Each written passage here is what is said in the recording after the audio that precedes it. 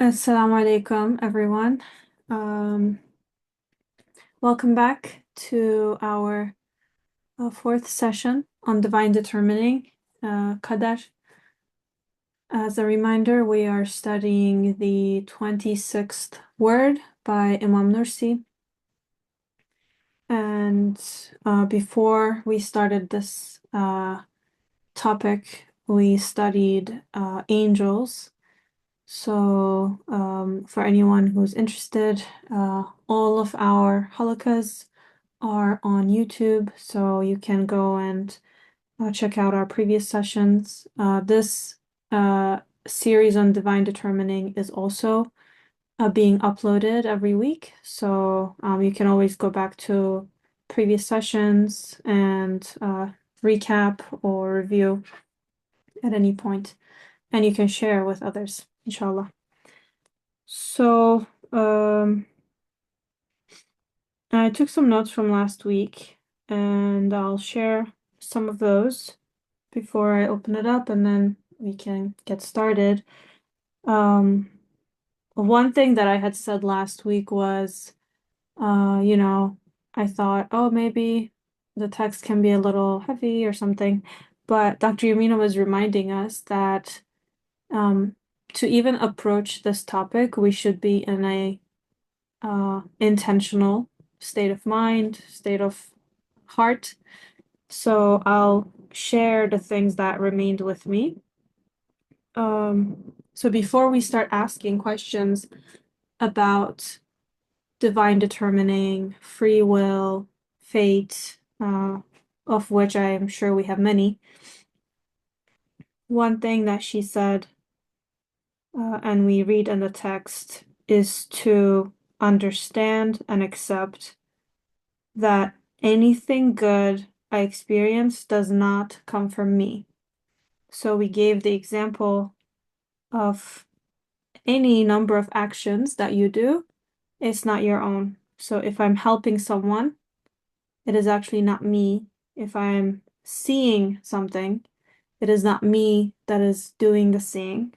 If I'm talking, it is not me doing the talking. Meaning here, I'm not creating this talking, seeing, helping. And by witnessing this reality in myself, I get to know who is helping, who is seeing, or who is talking, right? So one of the topics that we emphasize and that is in the methodology of receiving Nur is always coming back to the beautiful names of God. So by first realizing, witnessing, confirming this reality that when I'm seeing, I'm not the seer. When I'm talking, I'm not the talker. But there is one who sees, who is the, absolute seer or the eternal seer. It's one way for me to get to know who is creating all these good things that I'm experiencing all the time. So this is the number one rule or truth that I need to confirm. Anything good does not come from me. And number two, all I have is the choice, the inclination, or the choices to do something. But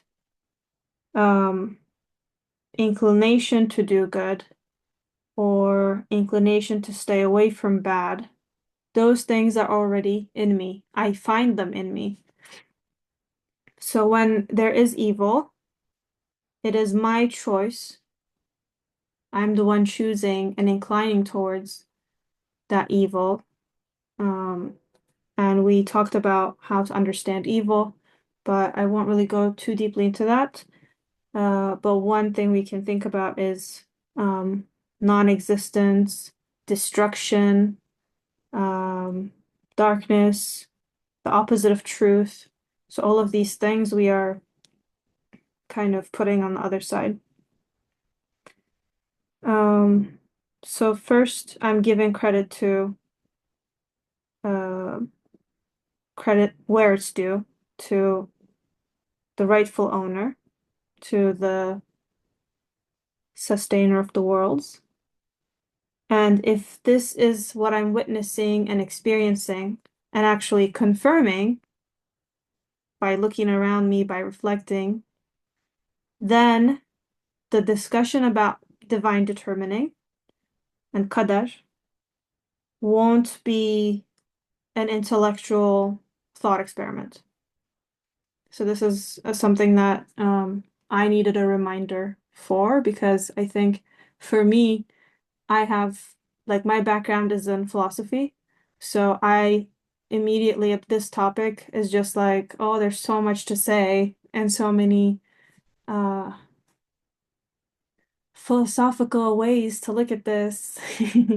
And this can kind of take it out of that um, practical or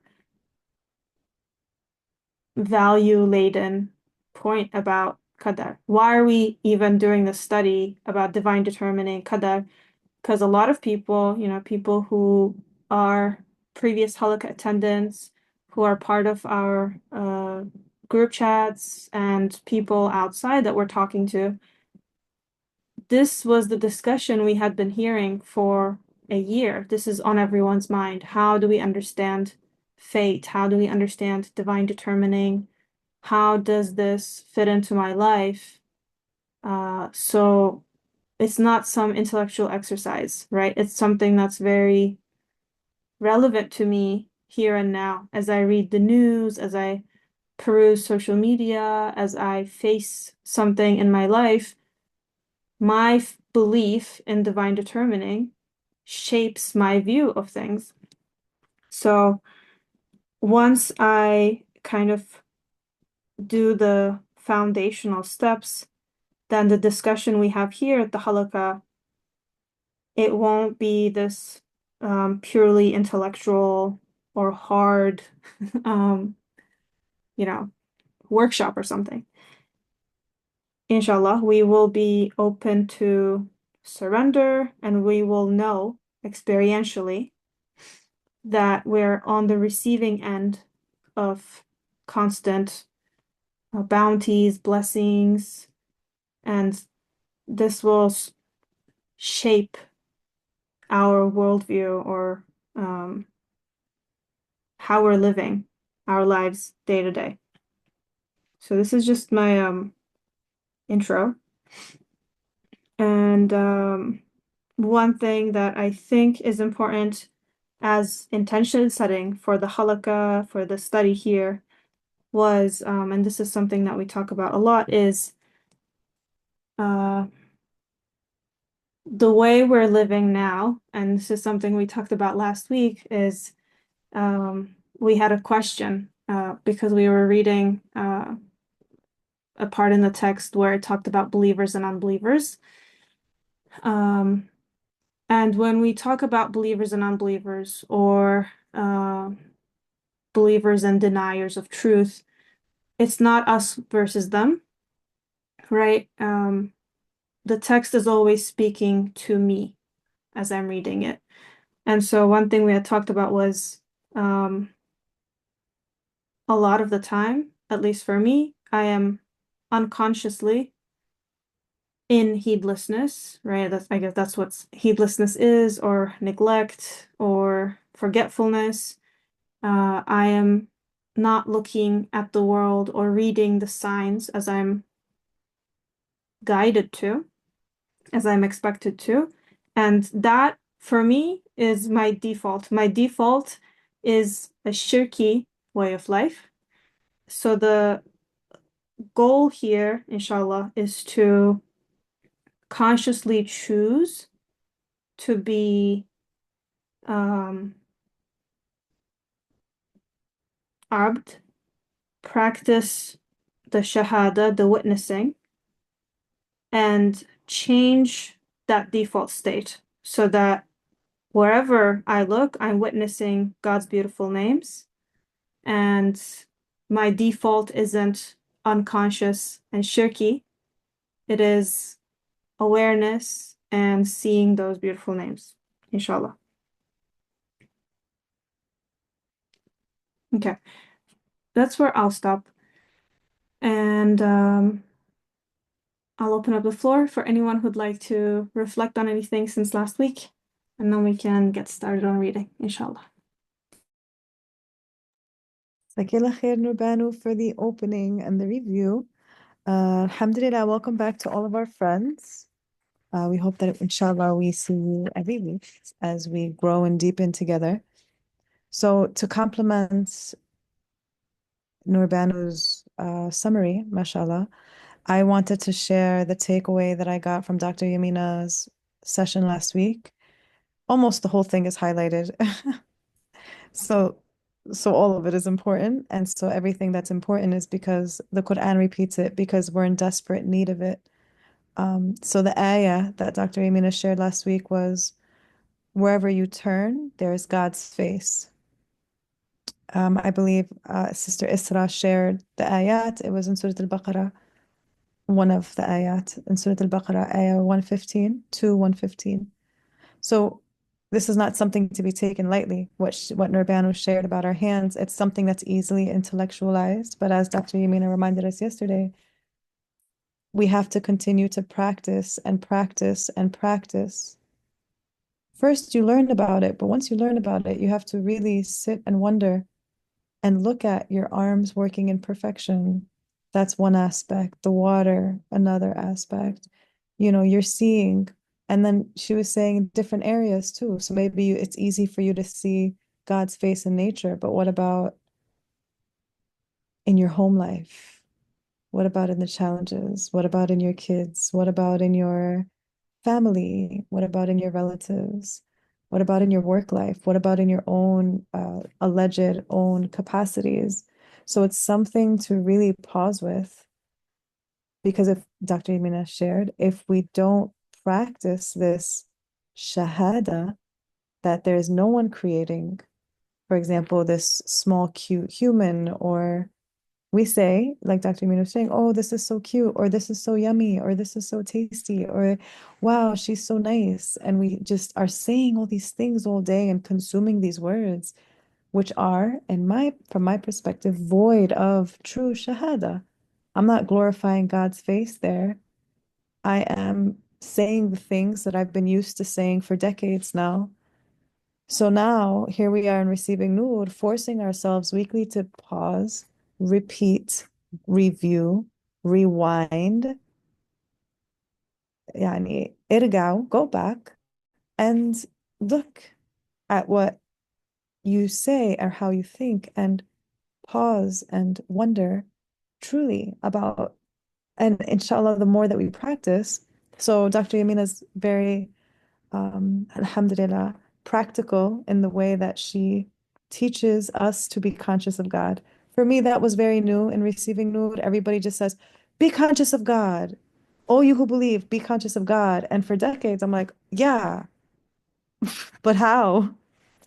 And so Dr. Yamina really walks us through not only the how to read the signs of God by looking at everything, reflecting, pausing, going internal, how is it made, wondering, and then stop thinking at all and just feel the awe, stay with the awe, and then not thinking about it or intellectualizing or making any words anymore. So post-its are one of Dr. Yamina's beautiful, practical, simple ways to implement. So my last week, alhamdulillah, the post-it one up was wherever you look is God's face. Isn't it wonderful? Whatever it is.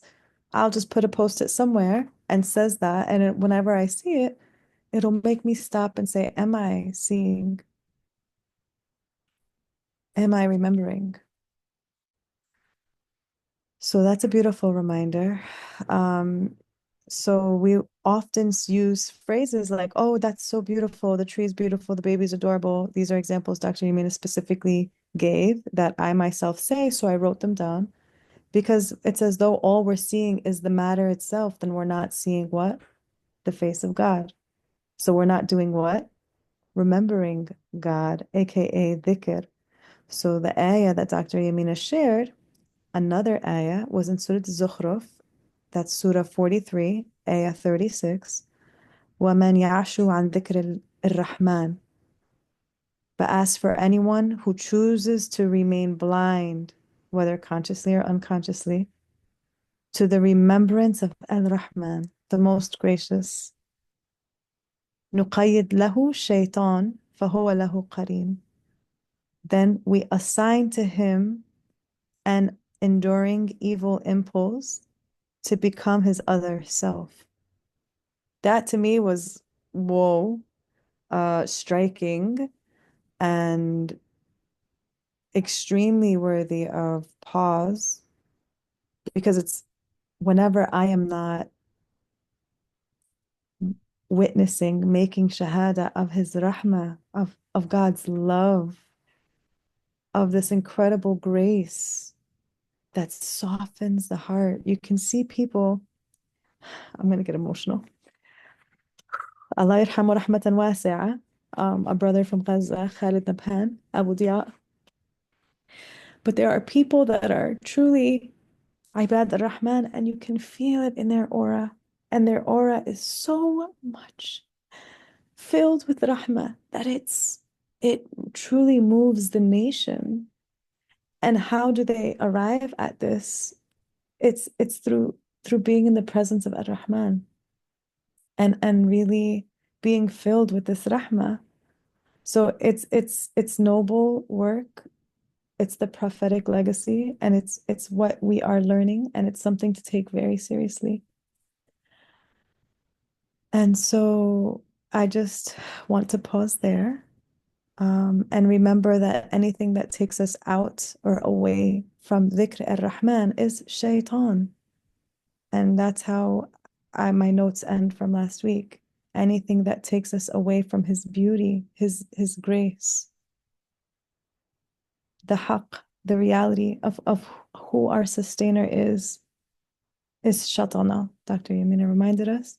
And we can see now this culture of complaining, of whining, of anger.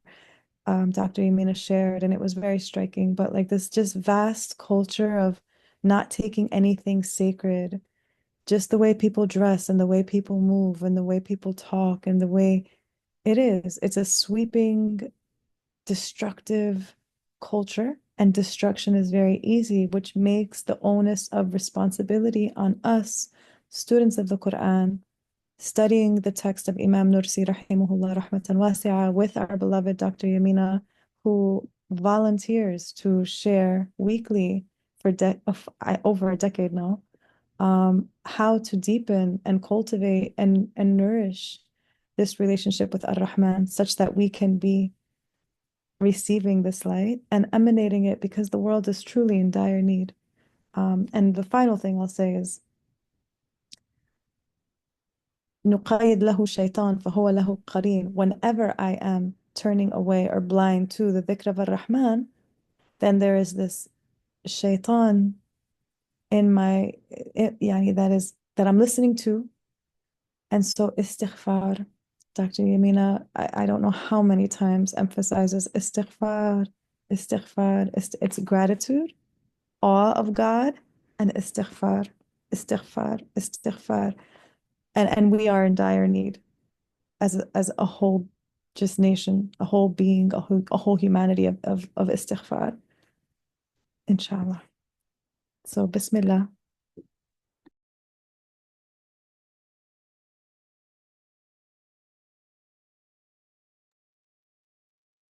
Thank you, Sarah, for those beautiful reminders. And Ameen to the dua in the chat. Would anyone else like to share anything before we get started on the reading?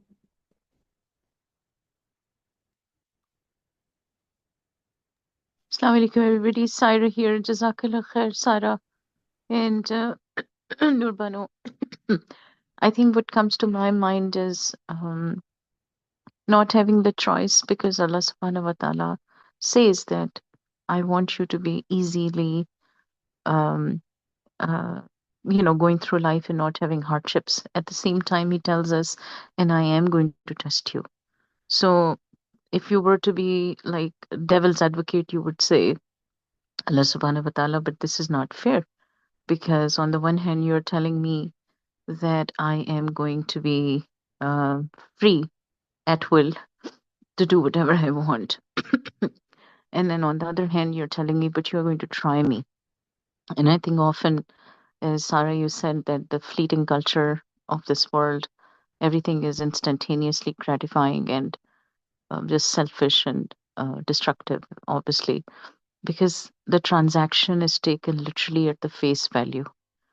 And hence we hear the I and the me kind of emphasis rather than like Allah subhanahu wa ta'ala tells us in Quran that, and what did you send forward? And what did you leave behind? So he's telling us that it's not so much about in the moment how much comforting it is for you that you make, but actually, do you hold on to the tenets of what I have asked you to do? And so, in my mind, I think that it's not so much about the people involved in the transaction of human dealing with each other, as we say, do right by each other based on our Sirat Mustaqim and Deen and teachings about Hukukul Ibad, let's say, or even Hukukullah, and obviously the rights of the planet and the animals, and just in general, not being gluttonous, not being so selfish that right under our very eyes, if other people are suffering and they are being persecuted and oppressed, um, whether it is Muslim or non-Muslim, are they going to roll a very, very, very blind eye and be apathic, almost priding themselves in being apathic, as if nothing matters, nothing is wrong, everything is fine? And I think that's the distinction between somebody who appreciates as a believer, Muslim or non-Muslim, but as long as they are believing in Allah subhanahu wa ta'ala, in the monolithic religions, that the choice that I'm given is to use my conscience.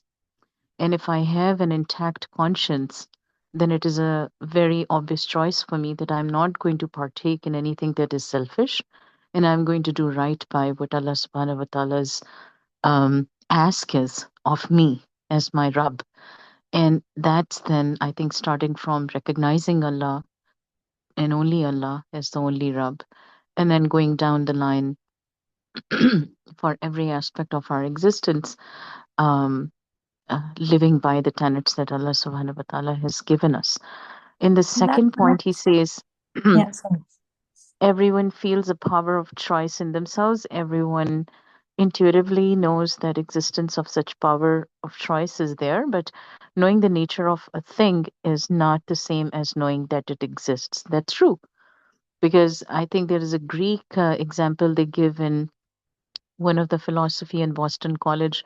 There was a talk I heard, and I'm briefly going to relate that here. They said that it's not so much about the vase and how big the vase is, and whether it is serving the purpose as it is supposed to serve or not. Like, let's say, preserve whatever food is being put in here.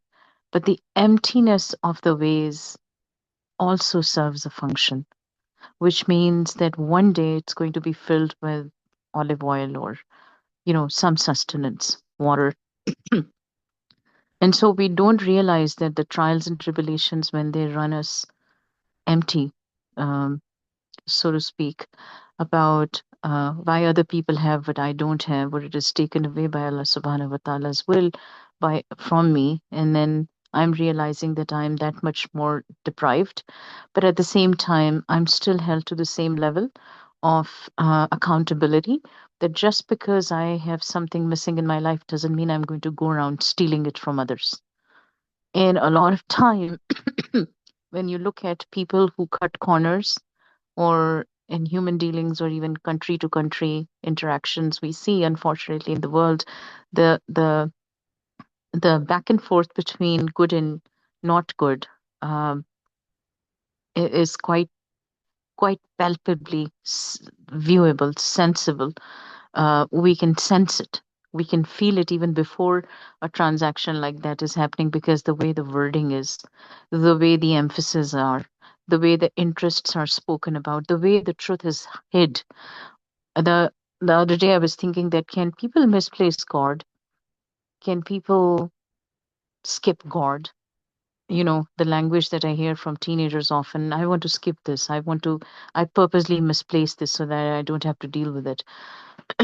What does that mean when it comes to in terms of our spirituality and even how religion is washed down into spirituality? Yes, spirituality is an aspect of religiosity, but the ritual, the discipline, the composure, the forbearance that is asked of by a believer, a true believer, it's hard work.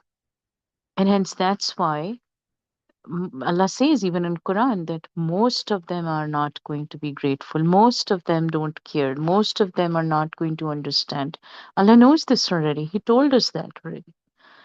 So what's the And I surprise? think we can connect it back to, Go ahead, please. Yes. what Jazakallah was khair. mentioned by Nurbana in Hmm. recap of last class, that Dr. Yamina was reminding us that focus on, I am not the one who is the doer, not to undo the emphasis on our choice and our responsibility, not at all, but to lift it up, to see that I am not the doer, I'm not the compassionate one, I'm not the one who's feeling with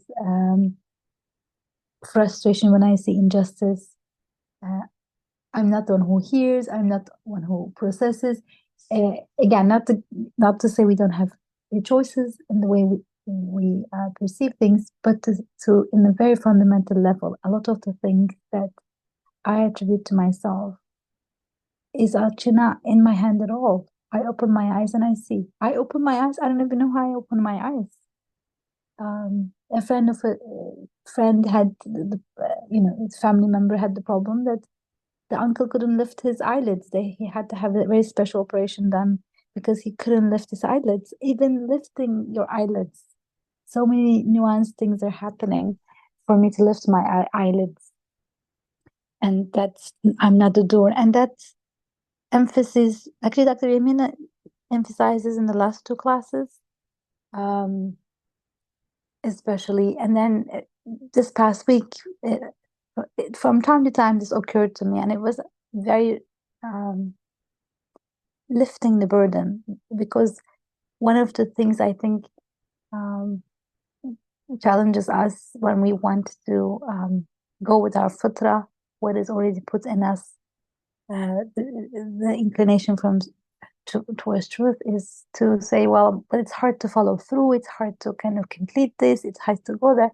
But actually, when we remember that we're just going to be asking from the one who enables things to happen. So I want to go towards that direction, and I will be taking that direction, inshallah. That was one thing that stayed with me um, from last class. Thank you, Jazakallah khair.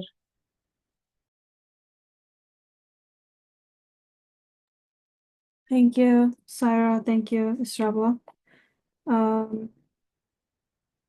Okay, I think we can get started. Those were good reminders.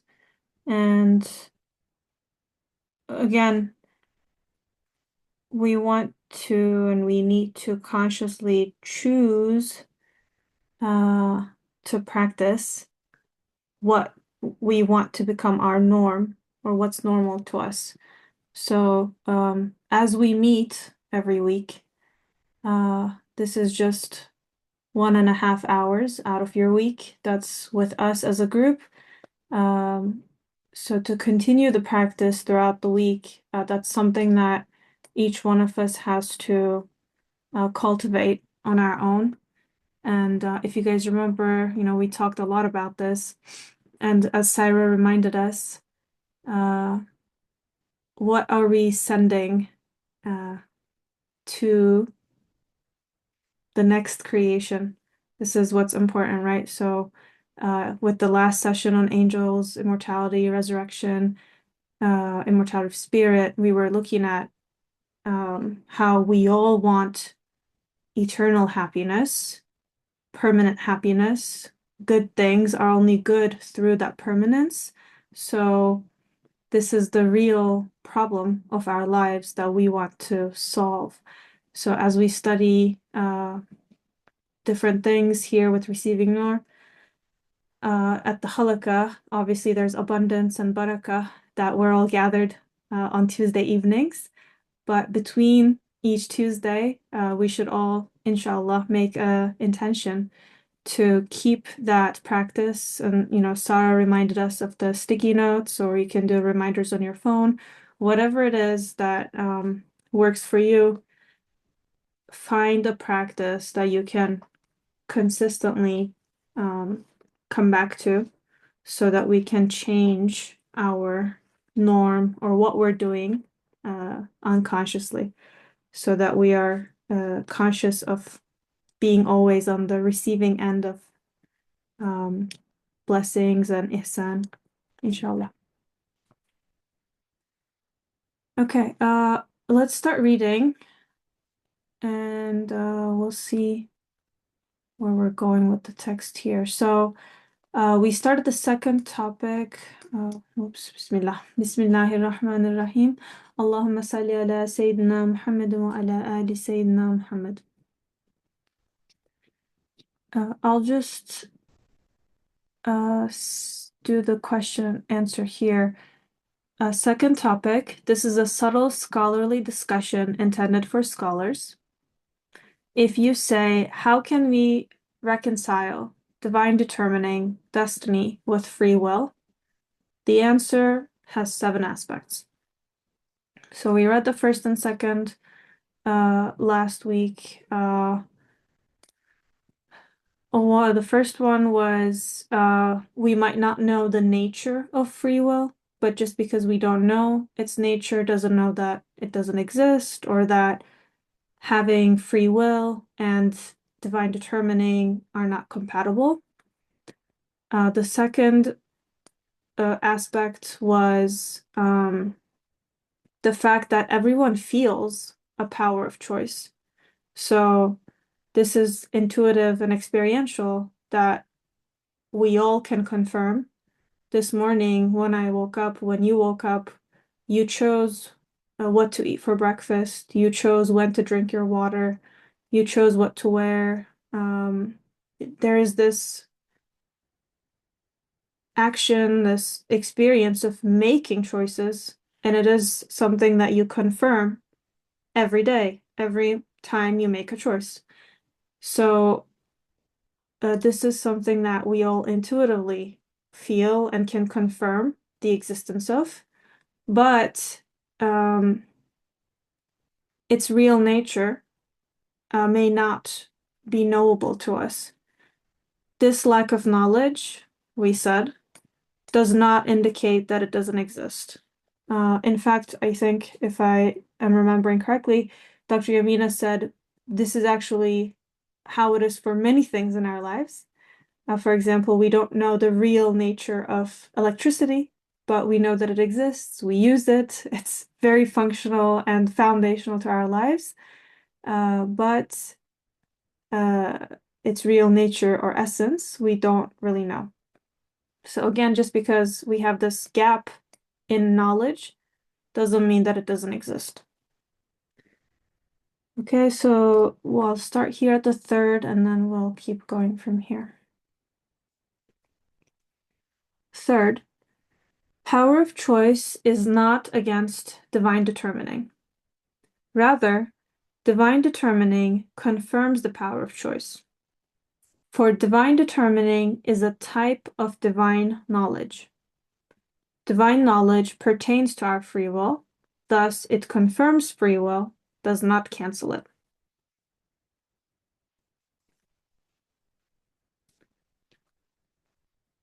I think the key here, and I think we'll go more into it in the later sections, but what's standing out to me is divine determining is a type of divine knowledge. So this is a categorical claim, right? When we talk about Qadar, fate, divine determining. What kind of thing is it? So here we're told it's a type of divine knowledge. So as we are trying to understand and place Qadar in our lives, or how we should understand it, this is going to be a key concept.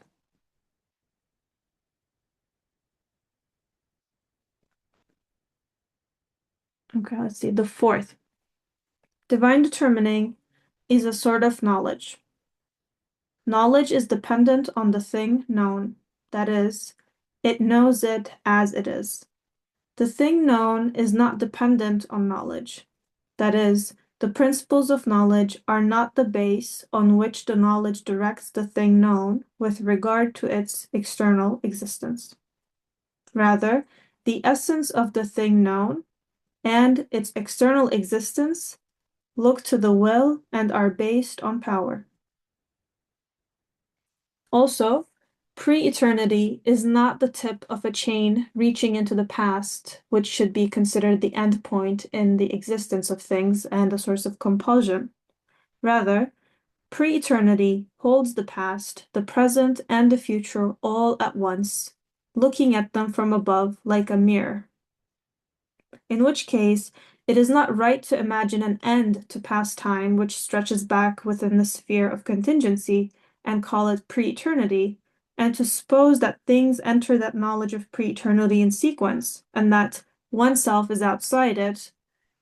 To reason thus is not right. Consider the following example in order to explain this mystery. Suppose there is a mirror in your hand, and the area to your right is the past, and the area to your left the future, and the mirror only holds what is opposite it. Then, with a movement, it holds both sides, but it cannot hold all of it. However low the mirror is held, less will appear in it, and the higher it rises, the area it encompasses expands, until it can hold both sides in their entirety simultaneously. Whatever occurs in the areas reflected in the mirror in this position cannot be said to precede or follow one another, or to conform to or oppose to one another. Divine determining is part of pre-eternal knowledge, and in the words of the Hadith, pre-eternal knowledge is at an elevated station, which from its lofty viewpoint encompasses everything that has been and will be from pre-eternity to post-eternity. We and our reasoning cannot be outside of it, so we can be like a mirror to the area of the past.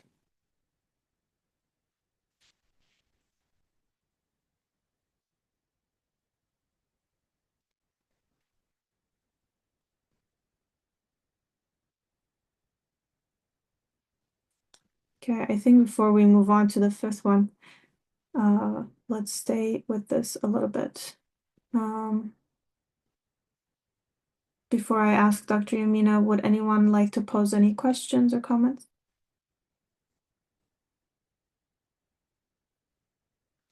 Anything that caught your attention? Just wanted to clarify or say that the thing known keeps repeating in the first paragraph. In the original, it's an Arabic term, ma'lum. So ilm, knowledge is dependent on ma'lum, the thing known. So if we can, I don't know, it might be helpful to think of the thing known as just one. I guess it's one thing anyway, but just to, I thought it might be easier to think about it as one defined thing, as the thing known. Maybe it's better to translate as what is known.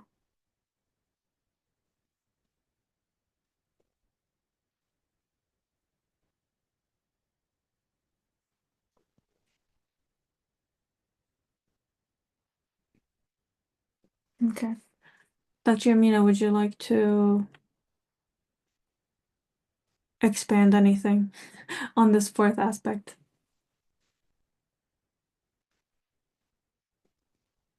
The example he is giving Instead of a mirror, we can just think of someone at the top of a high building and someone downstairs. And the one on the top of the building is seeing, for instance, let's say I'm downstairs waiting for someone to come. And the one upstairs just calls me and says, or they'll be there in a few minutes, in 2 minutes.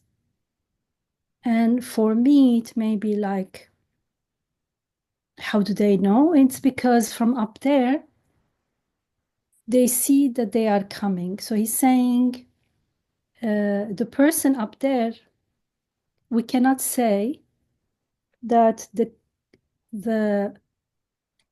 those who are coming had to come in 2 minutes because the other person predicted it. No, he predicted it. Let's say in this case, it's prediction, or he knew it because they were coming. So he's saying that's the nature of knowledge. It's dependent on the thing is known is not dependent on the knowledge, but it's the other way around. And the second paragraph is important because that's where we get into the trap of confusing and conflating our limited perception and our limitedness. We are part of the creation, we are in it, and we compare ourselves to the creator who is not part of his creation, therefore he's not within time and space. So when we start talking about Qadar, like if God knows everything, then why did he let me do it? It's a big confusion. Like Allah knows because you chose it. A closer maybe not, it's not exactly the same thing, but like if you have a teacher who knows the students very well, the more you know the students and the more you know about how seriously they are taking their studies, and so far you've been seeing how they are doing, you can predict, you can tell this student most probably will pass with this grade, this student most probably will fail. Can we say that the teacher failed the student? No, the teacher saw that so far this student hasn't done any assignment, is not attending class or attending class but doing something else in class.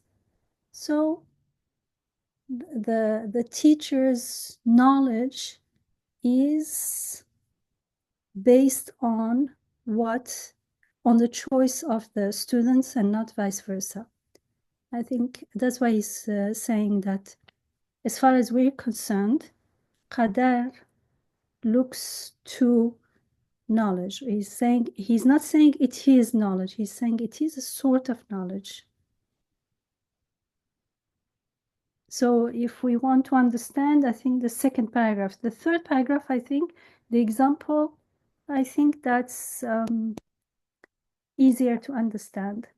Where our confusion usually is the second paragraph. When we feel that there is compulsion, why? Because we imagine the future like a linear sequence, and there is the past, now, the future, and we are outside of it, as if.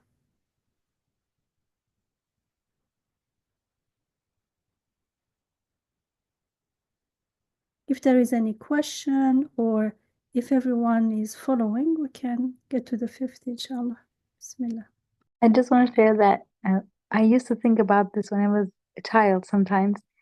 I used to think, so then everything is part of Qadar, so and God knows before, like everything. He's not shocked or surprised. But then, so does this mean that tomorrow can I shall I choose this or shall I choose that? But God knows it either way. So then, what does that mean? Like, does it mean like I have to choose that particular thing that he already knows? But it still feels like you have a power to choose, but you don't know if it is your qadar. I used to get, and then it was an interesting confusion because I could feel I have a power of choice that didn't deter me from making a choice, but I would be like so curious, like, is it really written for me? To have this experience tomorrow? I mean, I can choose to, like, let's say somebody invited and I go, uh, and I can refuse, but is it meant for me? Like, is it, which one is in the books? And then you try, and then the problem is that I'm thinking about God as if he's in the same time zone with me. So if you are in the same time zone, or if you're within time with the same person, then uh, of course it's impossible from the place you're standing that person can know precisely what you will do tomorrow. Because if you're free, that means you could change your mind. You don't even know yourself what you're going to choose tomorrow necessarily. So if that person is extremely sure that you're going to choose that thing tomorrow, then you're like, are you going to force me? Like, how are you so sure that I'm going to wear my white scarf tomorrow? How are you so sure? Are you going to force me? Like, you can't be 100% sure. You can know that I love white. You can know that I usually wear white on Mondays, whatever. But I'm still free. How can you be like 100% sure?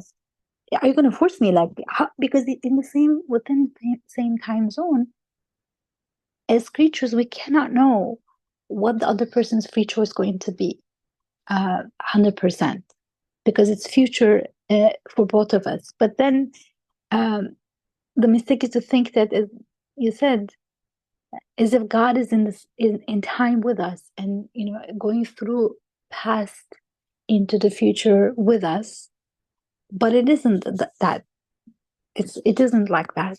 And even when we say pre-eternal knowledge, post-eternal knowledge, we are still thinking about time like a linear time, and God is in the very, very beginning, and he's also in the very, very end.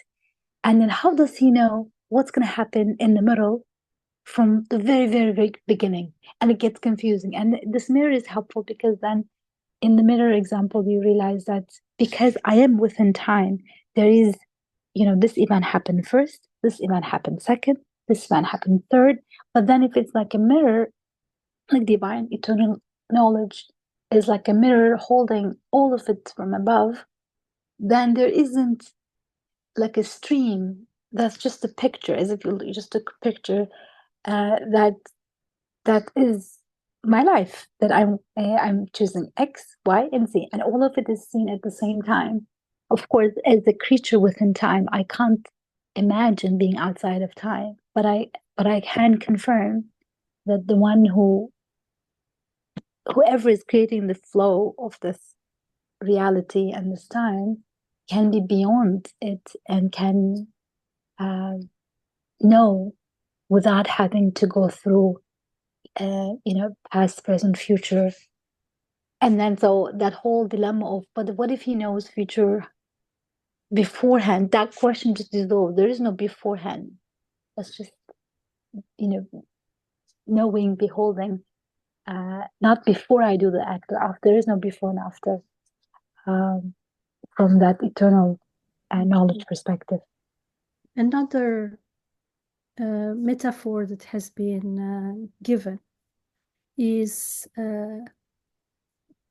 like you are walking, wherever you walk, you are bound by the heaven, the sky, and the earth.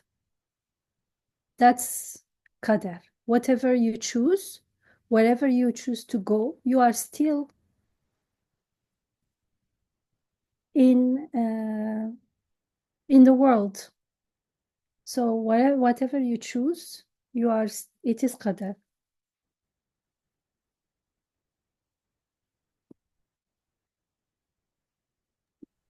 It's not to be confused about my Qadar as my choice being aligned to divine will. That's what we are supposed to be striving for. That's what the surrender, the Islam, is about. To surrender and listen, سمعنا وأطعنا, and train ourselves, cultivate that obedience to the divine will. We have already a framework that is given to us, and in between, it will be the more we see the face of God in everything, the more we learn to read the signs, the more we can choose to pay attention to divine guidance. And we all have an inner GPS. The heart gets the guidance and act. So there is one to be aware of the guidance as it is given to us. And we have to be especially aware. We have to live intentionally. And second, once we get it, is to act on it. The more we act on it intentionally, the more we get better at hearing that inner guidance and recognizing it. If we don't act on it, then it's there, but our attention is given to so many other things that it remains like in the background, almost inaudible. But that's different. We're not talking about my qadar in that sense. Qadar is whatever I choose, good and bad.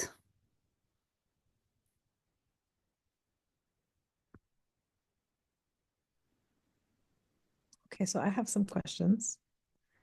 I think somebody unmuted, so maybe there's lots of questions. I guess I'll start, and then I see whoever wants to unmute can, inshallah, we can all.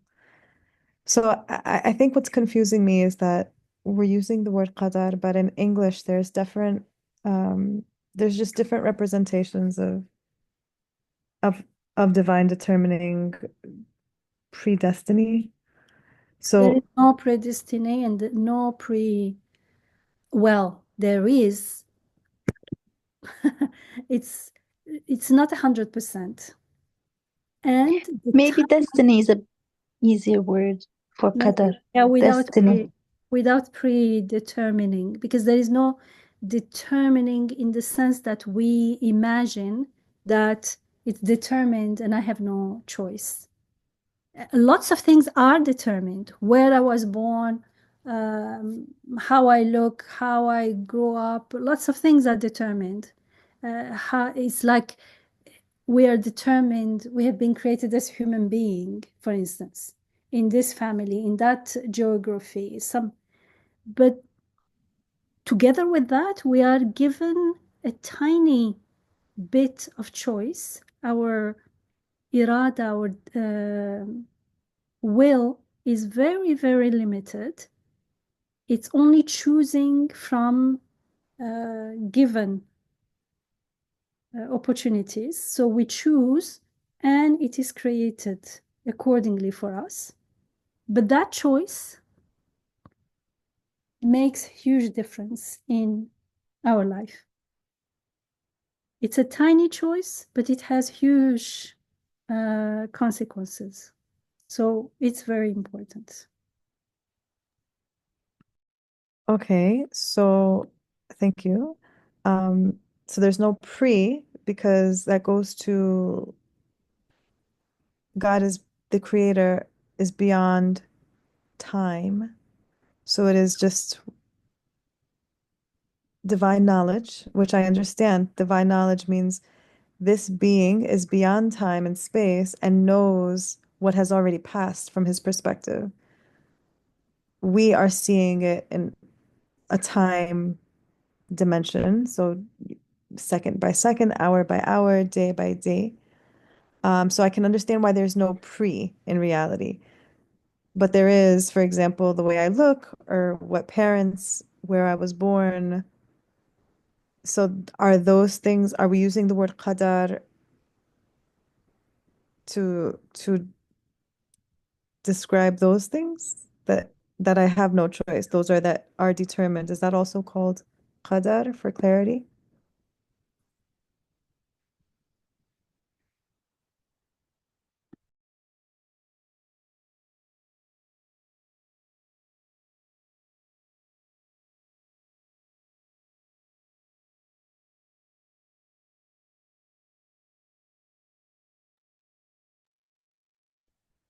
Dr. Amin, I think you're muted.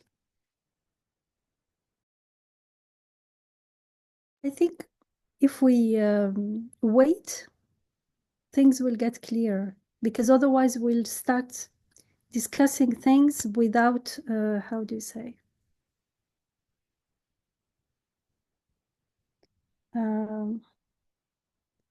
Without building it's coming. All these things will be coming, inshallah. It gets clearer. Okay. So for now, what we should stick to the text as we develop. So stay tuned. Then what we want to be clear with is that there's no pre and post. There is, and his wording was very specific. He's not saying that divine determining is divine knowledge. He's saying there's divine determining pertains to, so includes, I guess. I just want to see exactly what he said. I think it was the second. No, it's the third. You're right, Lubanu. For divine determining is a type of divine knowledge, and divine knowledge pertains to our free will. So, what we should know is that their divine knowledge encompasses all of our choices. However, in real time, we are totally free to choose and are responsible, totally responsible for our choice. And what the divine creates is connected to our choices. So we choose and he creates, and he's all knowing of what he creates because it's already from his perspective created. Does that make sense?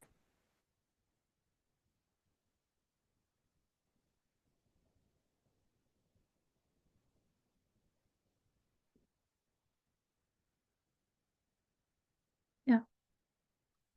I mean, he's saying it pertains to divine knowledge. So is there anything that is outside of divine knowledge?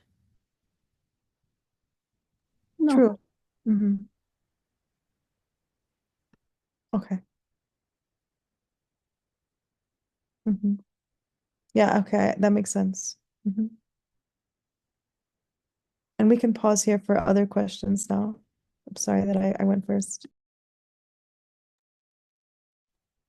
Assalamu alaikum. Wa alaikum salam.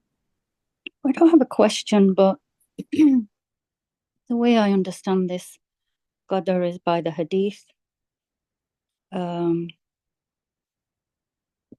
The last part of it is the pen has been lifted and the ink has dried, meaning that, Allah subhanahu wa ta'ala knows what we're going to do. But like, I think Dr. Yamina, you mentioned that there is forceful decree, like death, illness, wealth, health, that children being born, or when we're going to get married, who we're going to get married to, that's all predetermined. But when it comes to good and evil, which is what Who you we are have a going to choice get in, married to, you choose. that we will choose what we're going to do.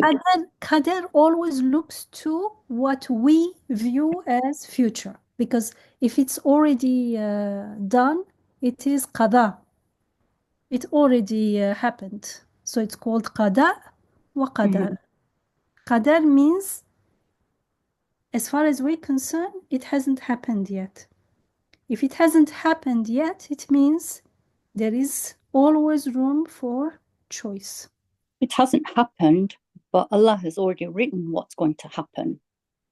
I think maybe we can defer this discussion to the end, because that's precisely discussed here. what we're trying to kind of discuss in this, how to reconcile this destiny. I'm completely, in my understanding, that if the entire creation were to gather to do something to benefit you, you would never get any benefit except that Allah had written for you. And if they were all going to be against you, that's the hadith, then nothing's going to as well. Yes, exactly. At the same time, though, let's say you get the flu and you know that high vitamin C is helpful, and you have a choice whether you're going to take your vitamin C or not. When you're going to take that vitamin C or not, those choices you're making, how is related to whether you are going to, it's written for you or not, right? I mean, so that's precisely the issue. How do um, we can't conceptualize, but how can we talk about this connection between free will and destiny? How do we free will? If today I choose to steal something, what I'm trying to say is that I'd like us to keep going, to read more and to build more kind of muscles to kind of approach the subject, rather than I'm not saying your views don't matter. All I'm saying is that it's in the middle of, like, we were going to continue reading more. So let's keep reading, and more answers will become clear. And then at the end, we can share what we are taking from it.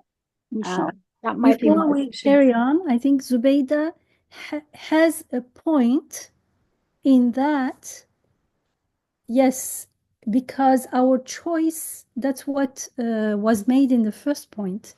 Our choice is not creating anything.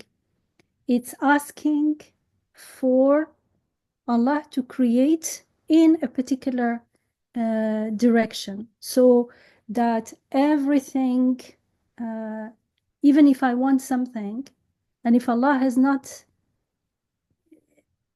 doesn't want it for me, then it's not going to happen. I cannot make things happen. I can only align with the divine will. When my will is in alignment with the divine will, this is it happened. Dua comes in, that we make dua, supplicate for something. Yes. And so here, and that can change our course of destiny as well, depending on our dua and how it's accepted.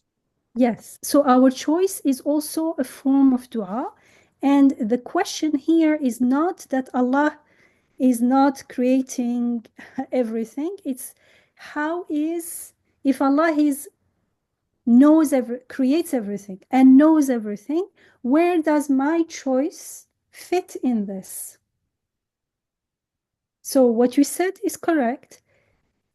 Within this, we are still making choices. No one is forcing us to make a choice. When we make a choice that is in alignment with the fitrah, with the divine will, and everything is made easy unto us, that's why we, in the last paragraph of the first topic, he said, you cannot claim credit for it because everything was made for you. You made the correct choice. So you are grateful that you put the light on, but everything is already, you didn't create the light or anything. But when I do not follow, and the consequences are harmful for myself, for the people around me, then it's my responsibility, because despite everything, I still went and chose something else. That was the first topic. So he's saying you have choice, but Allah is, of course, you are choosing within Allah.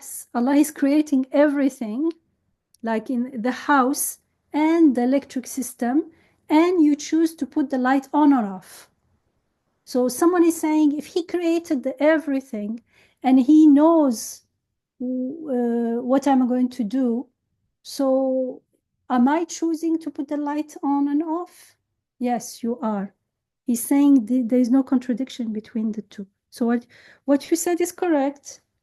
Now the question is, within knowing that God has all, that everything belongs to him and he knows everything, people still feel, as Isra was sharing in the beginning, so where is my free will in this? Am I forced to do things, or like this is my destiny is forced onto me?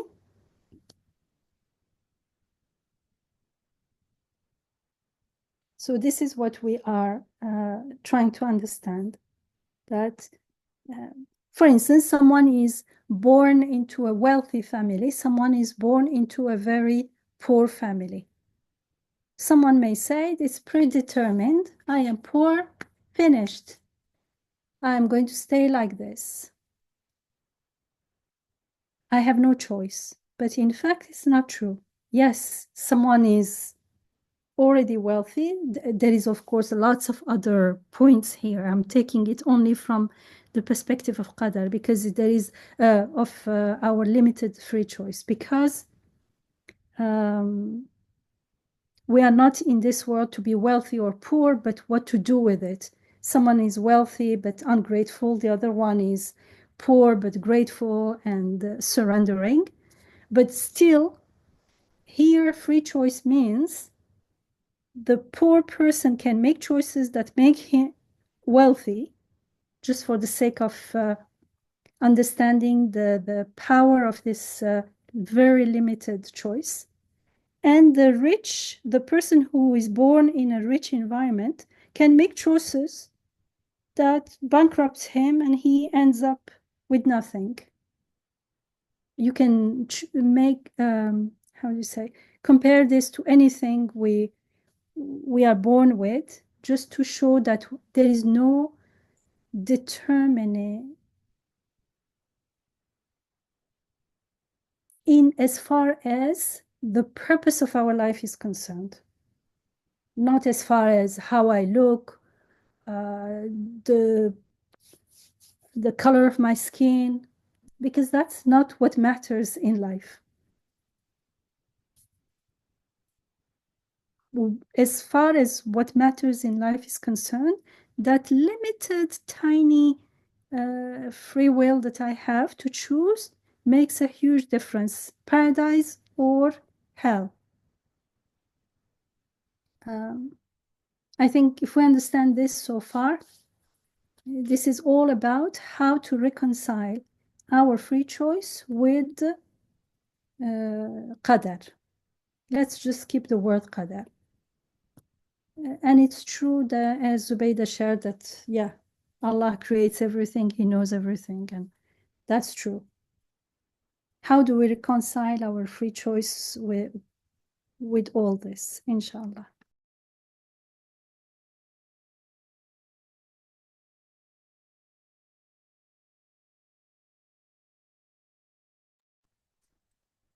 Okay, so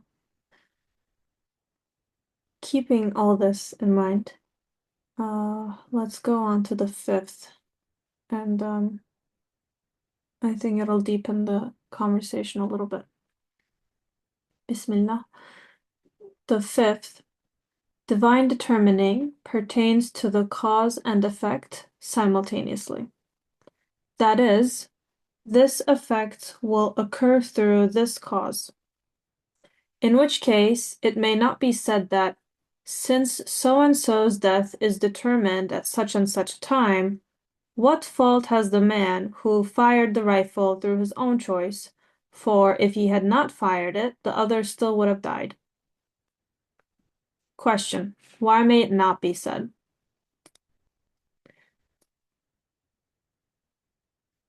The answer: because divine determining specified that so-and-so's death would occur through the man's rifle. If you suppose that he did not fire the rifle, then you're supposing that divine determining had no connection with it. So with what would you decree his death? If you imagine cause and effect to be separate, like the Jabriya, or you deny divine determining, like the Mu'tazila, you leave the Ahl Sunnah wal Jama'ah and join the heretics. We people of truth say, if he had not fired the rifle, we do not know if he would have died. The Jabariya say, if he had not fired it, he still would have died. While the Mu'tazila say, if he had not fired it, he would not have died.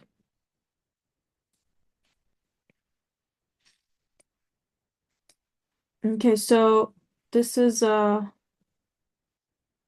something that I find myself doing a lot actually. And I try to check myself because it's not a correct or truthful way of speaking. But I'm sure you guys have experience with this too. After something happens, I say, oh, if I had not done this, this and this would have happened.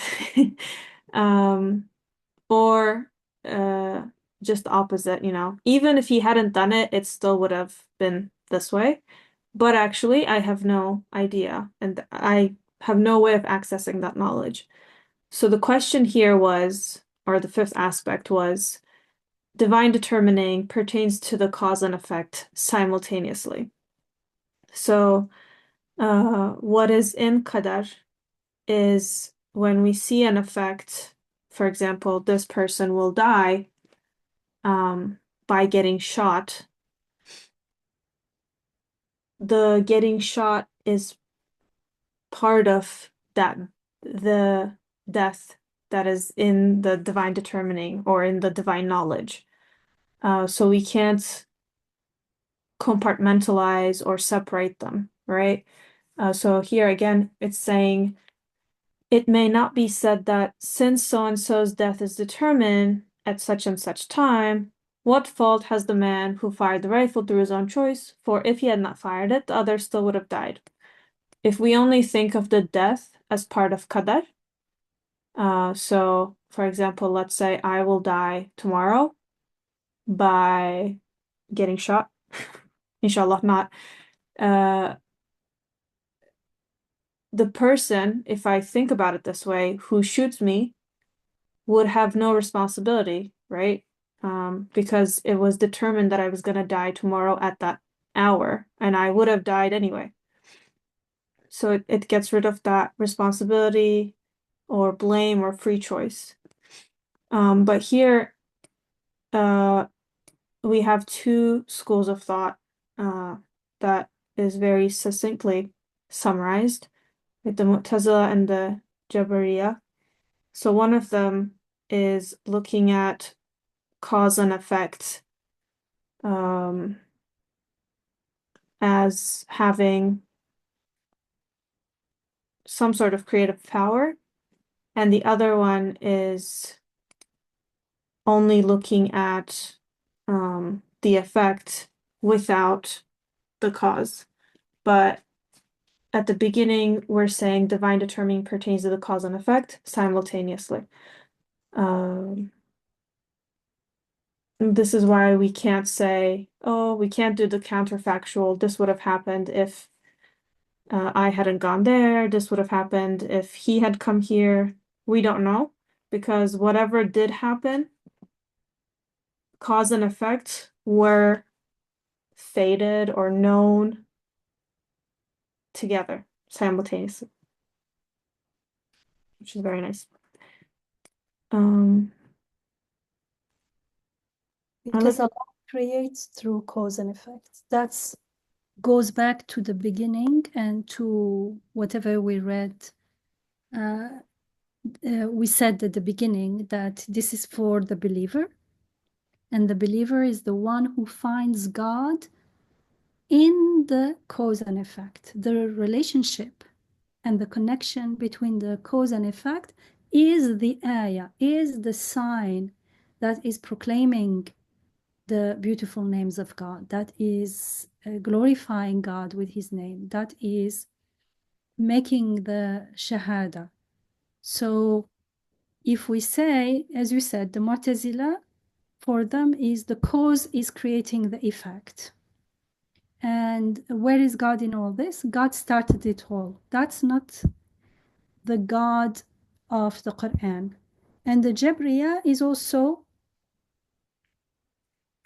God creates however he wants. So it's like saying Allah is the nourisher, the provider, he's the Razak. So if he wants me to live, then I don't need to eat or drink. He will still keep me alive. But that's not what we observe. That's not how we know God. That's a God in our imagination, saying that he's the provider. Therefore, some people say he's the healer. Therefore, why do you take, I heard this. Therefore, we don't need medication. Why do we eat food then? Why do we drink water? Why do we breathe? You can take this to the extreme. Because it's Allah is the healer, Allah is the provider, should be our conclusion, the conclusion of our shahada, our experience, our observation, our witnessing in the world. If I am, if there is a disconnect in my perception, it means that I am giving, I'm not seeing Razaqiyya, I'm not seeing the face of God in the food that I'm eating, in the medication that I'm taking. And so actually it looks like two different groups, but actually, in fact, without realizing, I am like the giving power to the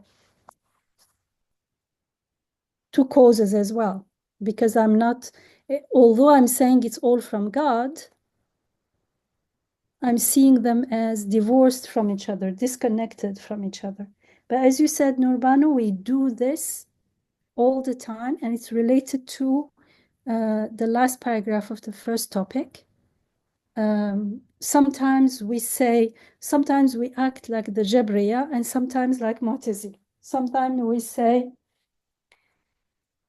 usually it's, if they had not done this to me, and when it comes like, we take, it's a matter of taking credit and not taking responsibility. We use either way, but we do it all the time if we're not careful.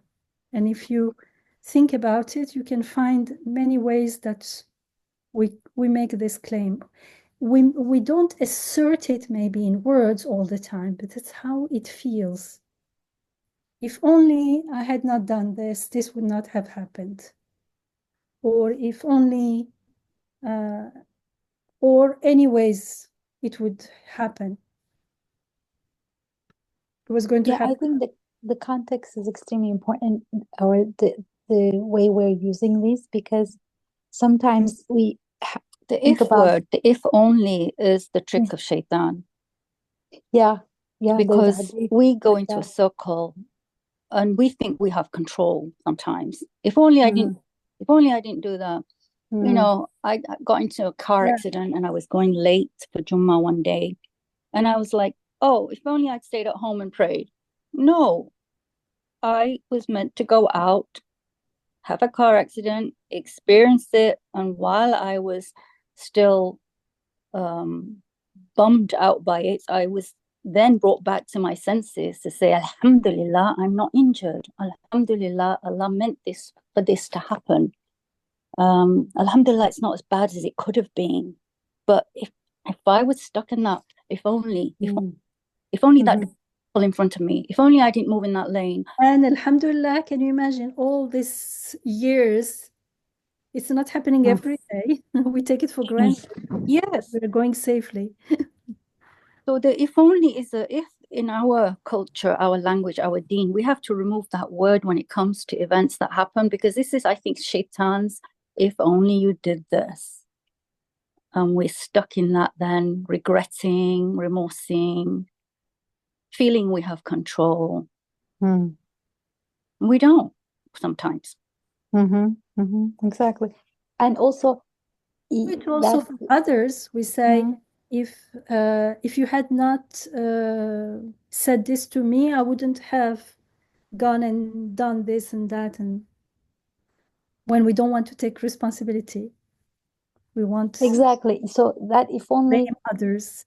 Yeah, if only, I think in the hadith it just says if only, like it doesn't even like have a subject I or someone. If so, if only it did not rain, if only this event did not happen, if only, you know, all kinds of things that could be directly out of our control, but we are still whining about it. And the attitude is very important. I think these counterfactuals, because sometimes we use them to take responsibility.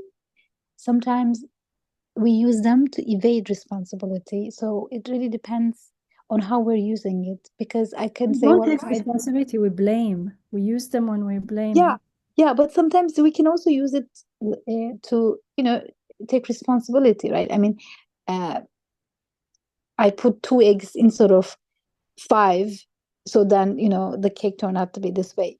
If I had put it differently, this would have happened. Or more in human relations, if I hadn't said that to my son in an angry voice, he would have listened instead of, becoming defensive. So we can also use these, if I had done this, this would have happened, to take responsibility as well. But what we usually do is, or maybe sometimes, or more frequently we do, is to evade responsibility. So we need to be careful about that. And here exactly, the example is very harmful, because the example is the person is evading responsibility, saying, oh wow, that other person was meant to die, it's his time. Sister Mina said in the comments, we have a saying in Turkish, she said, I'm sure in all Muslim used languages, they have this kind of term, it's eceli gelmiş, like his time had come. Everybody has a time, and his time had come. Again, we can be using this to evade responsibility. We can, oh, the other person who shot him, he's not responsible because this guy's time had come. No, now we that's not understand, how to right? use it. But this example is good. Now we understand, we feel, even if we don't grasp it, we can realize that it is the ajal of the person, and the person is responsible for their bad choice. The person is a criminal. We can understand that, right? This is the topic here, that these two things are not incompatible. Exactly. And that's the beauty of Qadar also, destiny, that we are not victims of other people's choices. So even that, uncle who was killed in Gaza, from one perspective,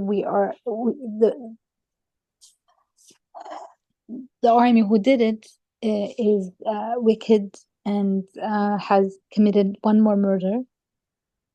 From another perspective, his time had come to join his granddaughter, inshallah, in heaven. So, and these two are simultaneously true.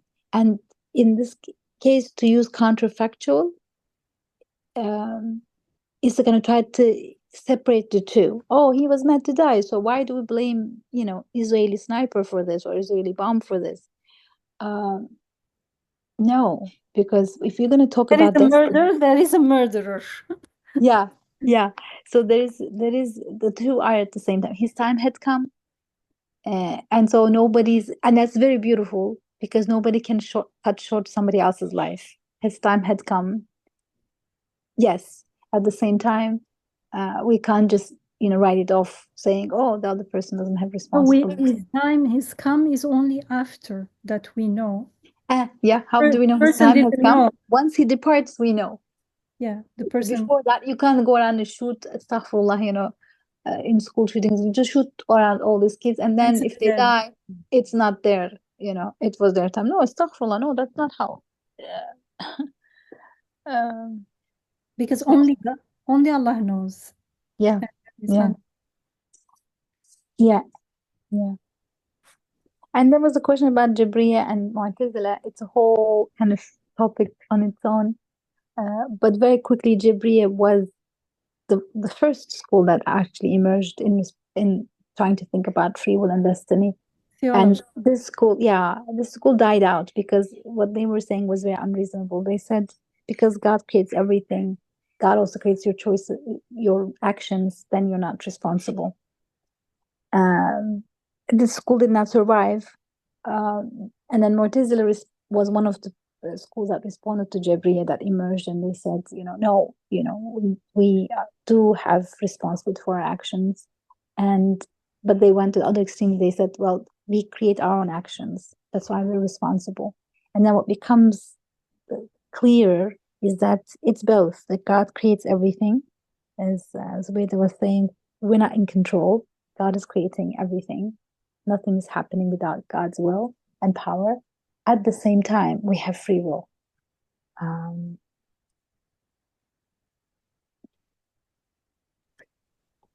I guess Because free will is only choosing, it's not creating.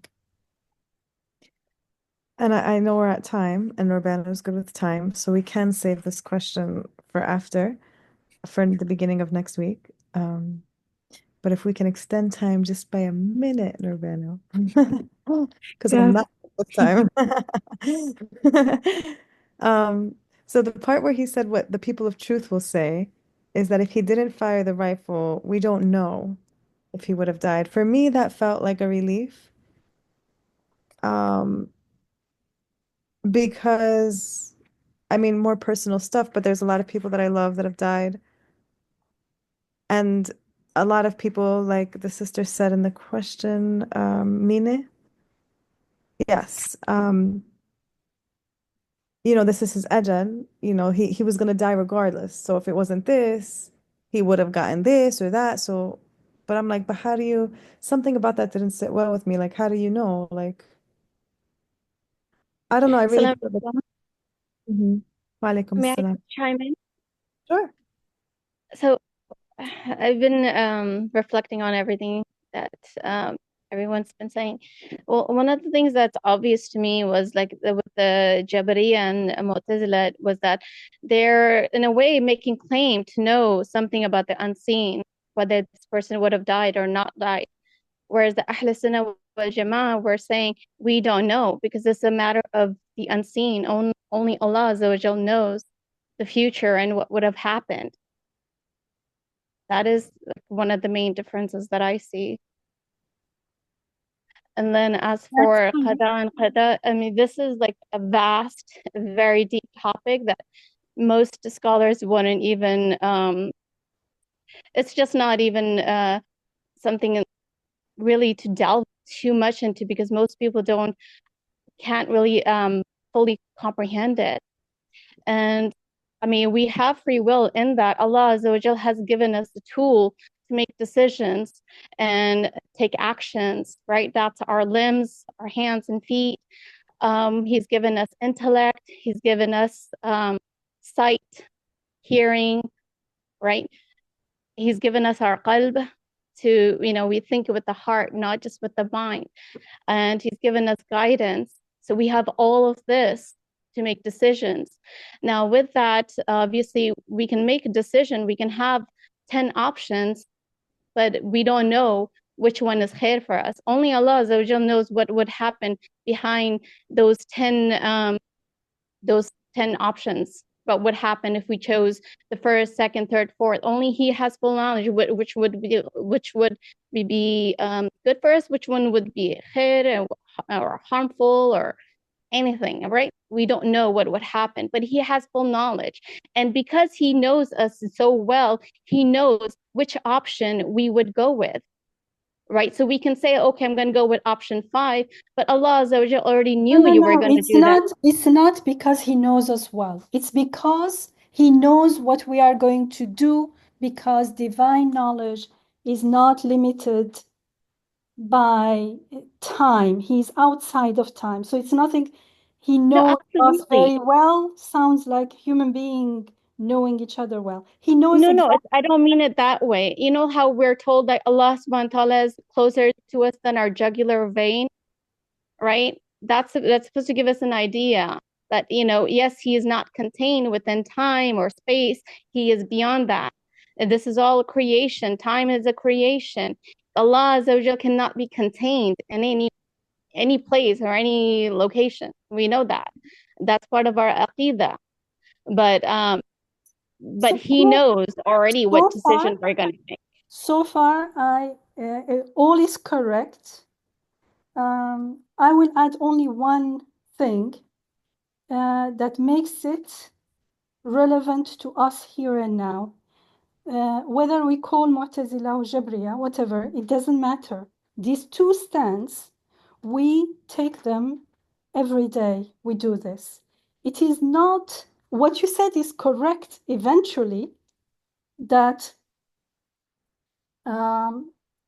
it is, this claim means at the end of the day that as if we know what Allah knows. But that's not what the person feels. Here, because it's ajal, it's death and ajal, maybe we feel like that. But do we have doubt that tomorrow the sun will rise? No. So this is exactly what they are doing, what the Mu'tazila is doing, for instance. So it is not about pretending or claiming to know what Allah knows. They are not making that claim, although you are right, the claim, eventually, if we take it to the last logical conclusion, it would mean that. But that's not what we mean in daily life. In daily life, it's about cause and effect. If we have not learned to read the connection between cause and effect as ayah, then it feels like the cause is creating the effect. How does it feel? Without the cause, there will be no effect, we'll say. If I don't put the water on the fire or the food on the fire, it will not cook. And I say, of course, the food will cook because I put it on the fire. I am sure. And of course, tomorrow the sun will rise. I am sure. Why? Because I believe in cause and effect, and I don't see the divine will and therefore the divine knowledge in there. In reality, I cannot be sure. Not only I may not wake up and witness the sunrise, maybe tomorrow is Qiyamah, there will be no sunrise. We don't live that way. So what they are doing is not thinking that they know divine knowledge. That's not how we live our life. Everyone knows that Allah's knowledge is beyond us. Yet, how come it feels like that? We have no doubt about cause and effect. That's the question we need to ask ourselves. Inshallah.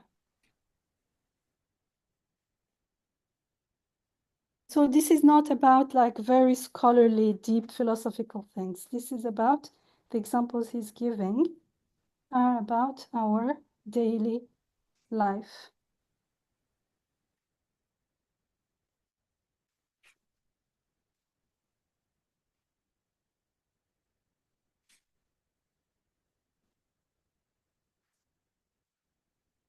Okay. 10, 11. I think we can stop here. And I think we'll start with the fifth again. Just because a lot of us have a lot of feelings and questions and comments. And I know the chat was active, so we can start back here, inshallah.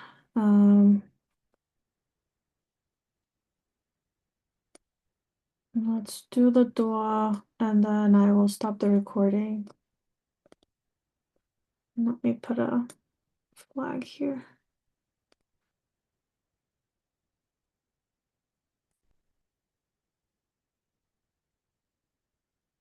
Okay, سبحانك لا علم لنا إلا ما علمتنا إنك أنت العليم الحكيم وآخر دعواهم أن الحمد لله رب العالمين. الفاتحة على رسولنا صلوات.